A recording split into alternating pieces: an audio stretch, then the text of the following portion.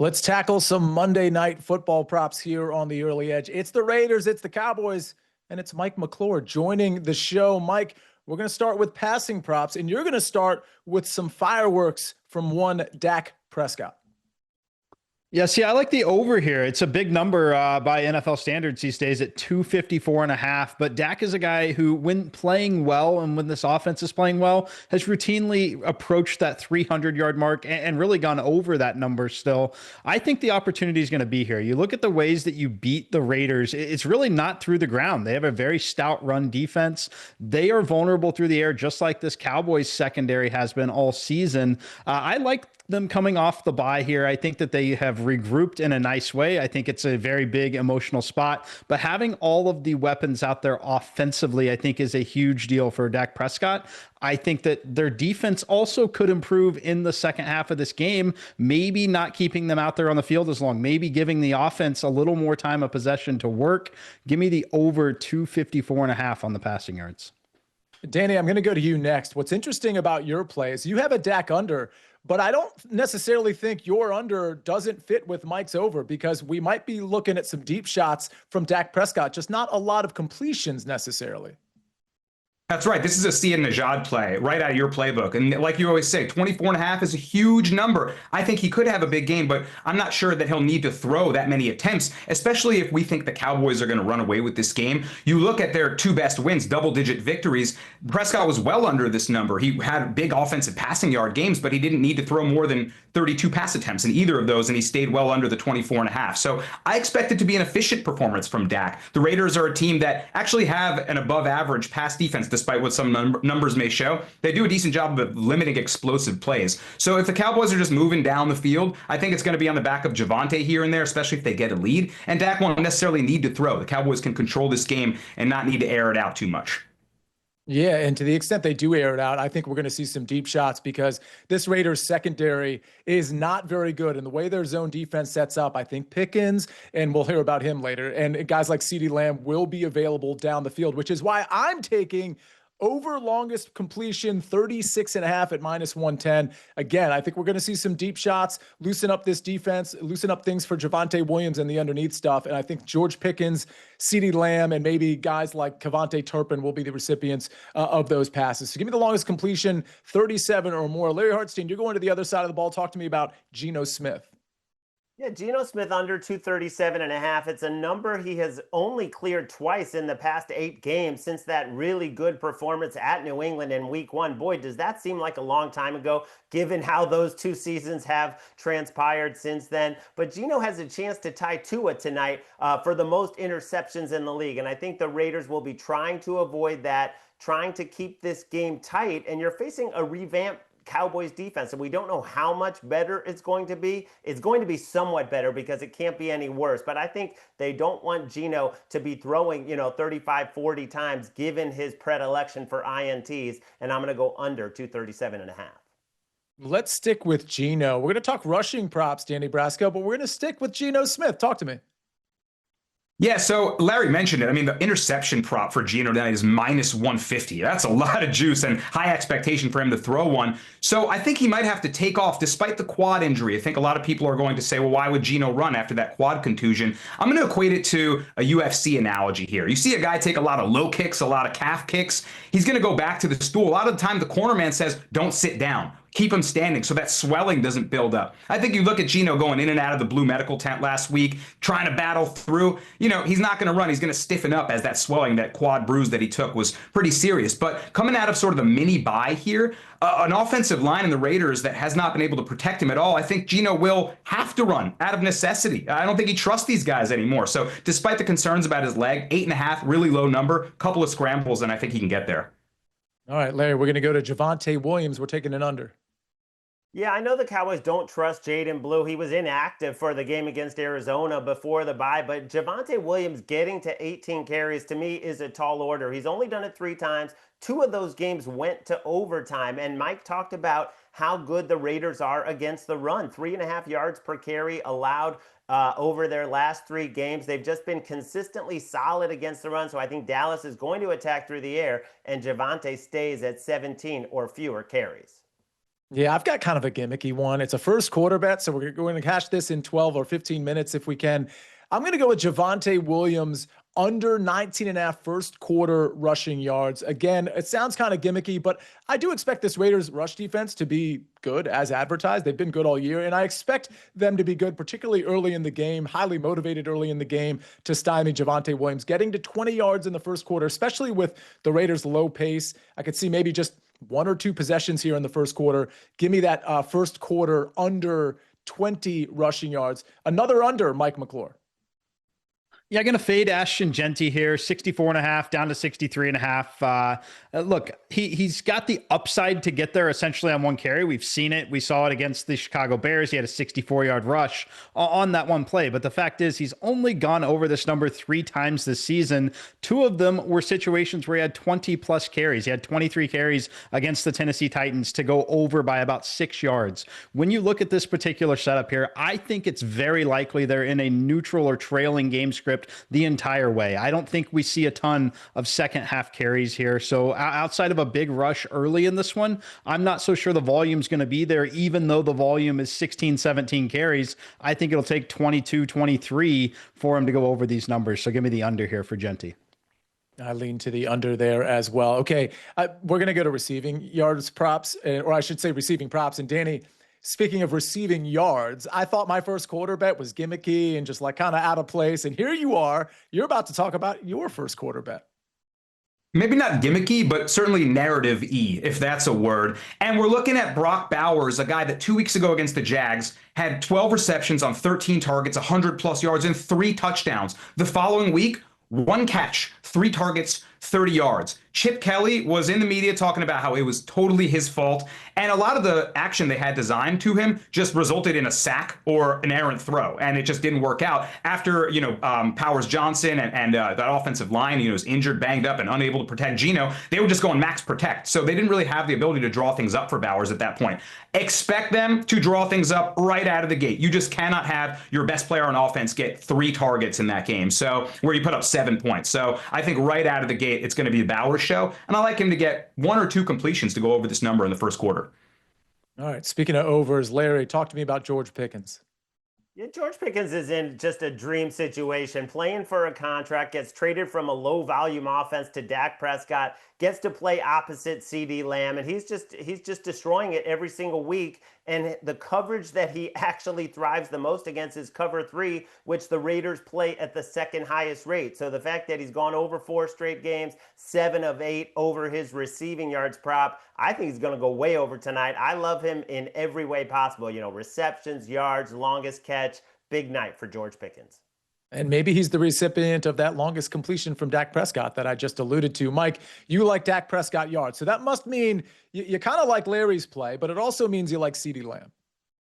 Yeah, I like CeeDee Lamb and I like George Pickens. Look, I think there's upside and room for them to have both have a 100-yard game, to be honest with you. I think that is an offense that can support that. When I look at CeeDee Lamb, though, he's played 5 games this season so far that he's actually played in. 75 yards was the fewest yards that he put up, and that was against a very stout Denver Broncos defense. We just watched what they were able to do to Brock Bowers in their last game that the Raiders played. I think that CeeDee Lamb is going to have double-digit targets in this game, routinely has 10 to 12 targets. He's going to approach that 100-yard game. I think the number here at 86.5, while it's big and he does have a threat on his team, I think the passing volume is just simply there. Talking about the dome-controlled environment, and again, where the Raiders are vulnerable, it's in the secondary. It's not in the ground game. I like the over here for CeeDee Lamb. All right, I want to get to some game and team props, and so I'll be really quick with mine. I'm going to go to Trey Tucker over 3.5 receptions at -126. He hasn't been getting a ton of work, but I think in this game script, I think we're going to see a little bit more from Trey Tucker. You could take his receiving yards of 44.5. I kind of lean the over there, but I don't necessarily see him down the field like we typically see from Trey Tucker. I see him down the field, but also in the shorter area too. And in a negative game script, I could see him getting 4 receptions very easily here, even though Tyler Lockett kind of eating into that. And of course, tight ends getting a lot of looks. But don't forget, Trey Tucker is the wide receiver 1 on this offense. Let's get to some team props. Larry, you've got a defensive prop. Yeah, Jeremy Chin, I was surprised to see he's only 27 because it feels like he's been around for a long time, but I'm playing him under 7.5 combined tackles and assists. He's only cleared this 3 times, and the Cowboys, the way they run their offense, they are giving up one of the lowest rate of tackles to opposing safeties. It tends to be more of the corners, more of the linebackers getting the tackle. So I'm playing Chin under 7.5. All right, we go from a defensive under to a defensive over, Danny Brasco.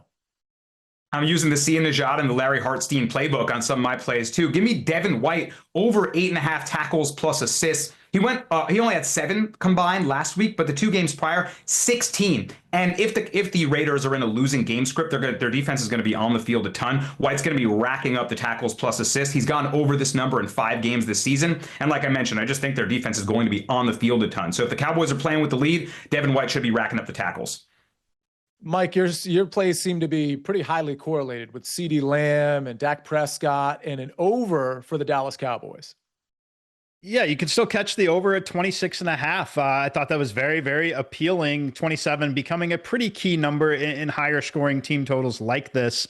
So the fact that you can still catch it at 26.5 at -120 up to -130 is still where I would play it. You look at the controlled environment. We haven't mentioned Brandon Aubrey yet. We know he's got the range. We're looking at basically 3 touchdowns, 2 field goals. I think that's the baseline outcome for the Dallas Cowboys, regardless of what they're able to do on the defensive side of the ball. I'm very confident they're going to be able to score on this Raiders defense. So I firmly believe the team total shouldn't be offered at 26. It should be sitting at 27.5, requiring that 4th touchdown likely. So give me the over 26.5 here for Dallas. All right, I'm going to go with a halftime full-time bet. You can find this at your sports book, usually under game lines. Scroll down a little bit and you can see Cowboys to be winning at halftime and Cowboys to be winning at the end of the game is even money. That's what I'm going to take. It takes the spread out of it. But of course, to win this bet, the Cowboys have to be winning at halftime. It cannot be tied. That is a separate option. But I like the Cowboys in this game. I just don't like the 3.5 portion as much as I like the halftime full-time here. So Cowboys win at half or be winning at half. Cowboys to be winning the game. That's the play I'm going to make it even money. First touchdown bets. Let's go rapid fire here. Larry Hartstein, I'll start with you. Well, yeah, I'm going way off the board to Jack Bech. This is a second-round rookie that the Raiders have yet to really integrate. But now is the time. You had an extra time off of the Thursday night. There's a lot of clamoring to see some of these rookies that you drafted so highly besides Ashton Genty. And this kid has a ton of talent. So why not take a shot at well over, 100 to 1 is a pretty good price. 100 to 1. Eat that, Danny Brasco. Mike McClure, what do you like? I like Michael Mayer here, the second string tight end that's on the field basically 65% of the time. At 22 to 1, he's certainly not going to be the first read in the red zone, but certainly not going to get the most attention from the defense either. Give me Michael Mayer plus 2,200. Tight end 2 is first touchdown magic. It's a great play. I'm going to go with tight end 1 for the Dallas Cowboys. Kind of a simple play for me. It's 10 to 1, not nearly as sexy. Danny, you probably thought you were going to have the sexiest play at 33 to 1, but no, Larry knows your move, so he went up to you. What do you like? Yeah, after Larry put his in, I was looking at Brevin Spord I don't even know how to say his name right. That's how long the odds were. But no, I'm going Dak Prescott. I see it in my mind's eye now. Javonte stopped at the half-yard line. Dak pushes in. Yeah, Spanford is 100 to 1. Schoonmaker 50 to 1 if you just want to go deep on that tight end rabbit hole. All right, ladies and gentlemen, we got to get to a break because we got to talk about the actual spread and total for this game. That's coming up next on The Early Edge.